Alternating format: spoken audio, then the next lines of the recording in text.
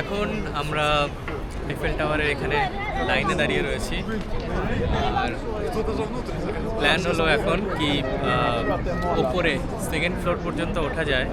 Top ফ্লোরেরও ওঠা রয়েছে, but এখন টপ ফ্লোর অলরেডি সন্ধ্যে হয়ে গেছে প্রায়। আর এখন আমরা সেকেন্ড ফ্লোরে উঠবো। আর তার জন্য দুটো অপশান রয়েছে, একটা হলো লিফটে করে ওঠা, এই যে দেখা যাচ্ছে যে লিফটগুলো আসছে, উঠছে, নামছে, এই লিফটে করে ওঠা, অথবা এই পাশে যে সিঁড়িগুলো রয়েছে এই সিঁড়ি দিয়ে ওঠা নামা। তো আমরা লিফট করে ওঠার অপশানটাই চুজ করলাম, কারণ অনেকটাই উঁচু, মানে হেঁটে ওঠাটা একটু চাপের হবে। আর লোকজন নর্মালি নামার সময় নেমে যাচ্ছে।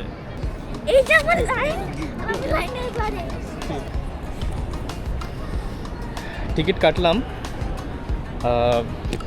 এখন লিফটের দিকে যাচ্ছি। আর অ্যাডাল্টদের জন্য 23.10 ইউরো আর বাচ্চাদের জন্য 5.9 ইউরো করে টিকিট। এই যে লিফট যেগুলো আসছে, আর এইগুলো করে উঠতে হবে। আর মনে হয় দুটো করে লেভেল রয়েছে, মানে দুখানা করে লিফট একসাথে। আর এটা হলো আইফেল টাওয়ারের বেস, এটা যার উপরে পুরো টাওয়ারগুলো দাঁড়িয়ে রয়েছে। এরকম চারদিকে বেস রয়েছে। বাংলায় কথা বললে মাই হবে, আমরাও বাংলায় কথা বলছি, দেখছো না? এই যে আমি হলাম নবদ্বীপ, এটা বাংলা। তুমি হলো বিল্টু, এটা বাংলা। উনিও বাংলাতেই কথা বলছে। আচ্ছা, আর তুমি কোথায় এসছো এখন? টপ অফ দ্য জুরিকেন না, এটা হলো আইফেল টাওয়ার। ছবিটা দেখ। এখন সিঁড়ি দিয়ে উঠছি একটুখানি, তারপরে হয়তো লিফটের মধ্যে ঢুকবো। এই যে লিফটটা আসছে, এটা করেই আমরা এখন ওপরে উঠবো।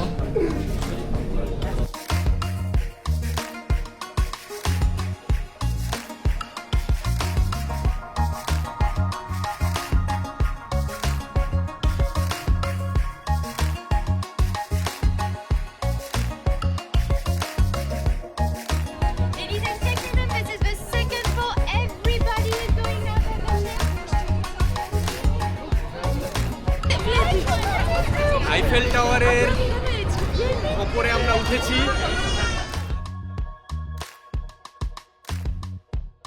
আর এখান থেকে পুরো প্যারিস শহরটা দেখা যাচ্ছে, খুব সুন্দর।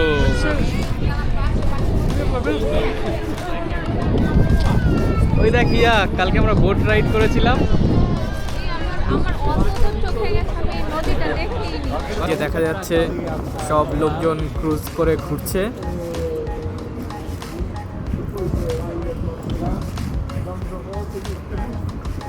আর এদিকটা একটু দেখাই, সূর্য প্রায় অস্ত যেতে শুরু করেছে, মানে নিচের থেকে তো দেখাই যাচ্ছে না, অন্ধকার হয়ে গেছিলো, ওপরে তাও এখনো লাল আভা রয়েছে। আর এটা হলো সেই জায়গাটা কি টানক্রয়েড এরকম কিছু, যেখান থেকে সব আইফেল টাওয়ার ছবি নেয়, এক লেভেলে, অনেকটা কাছাকাছি লেভেলে থাকে। এখানে এখনও প্রচুর ভিড় রয়েছে আর লোকজন এখান থেকে নিচ্ছে। আর দূরে আই হোপ এটা প্যারিসের নতুন টাউনশিপ, সব স্কাই স্ক্র্যাপারগুলো দাঁড়িয়ে রয়েছে। এখান থেকে এই সিটিটা দেখা যাচ্ছে, প্যারিস শহরটা সত্যি অনেক প্রাচীন এবং অনেক ইতিহাসের সাক্ষী এই শহর। আর শহরটাও দেখতে ছবির মতো লাগছে। দূরে আকাশে চাঁদও উঠে গেছে।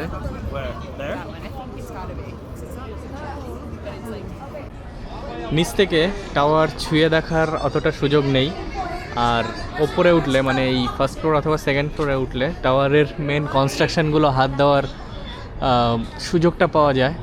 আর এই যে লাইটগুলো লাগানো রয়েছে, এগুলোই প্রত্যেক ঘন্টায় স্পার্কল করে।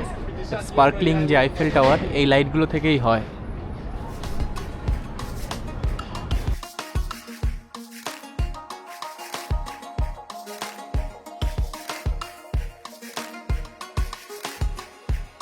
এদিকটা দেখতে তো আরও সুন্দর লাগছে। এদিকে ব্রিজ, আর ওই দিক দিয়ে মাঝখানে একটা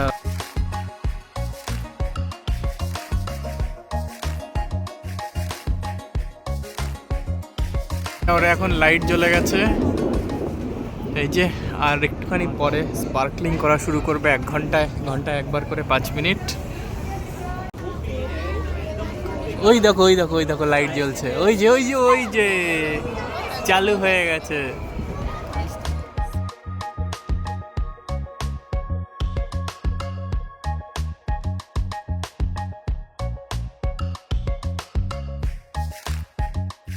সিঁড়ি দিয়ে হাঁটতে হাঁটতে নিচে যাচ্ছি।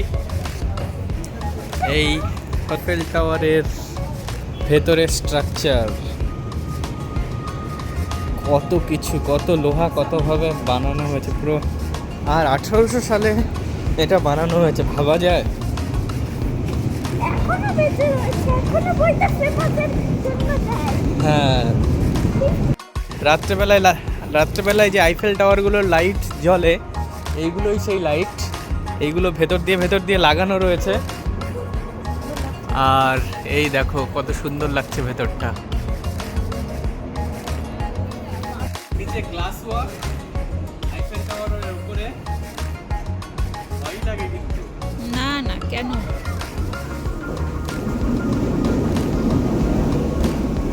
ওইটাই পা দিচ্ছ কেন? ও মা, ওখানে টিকিট নিচে কাটার, দেখা যাচ্ছে। ওইখান থেকে টিকিট কাটার। হাত পা কাঁপছে আমার। চলো দাঁড়াও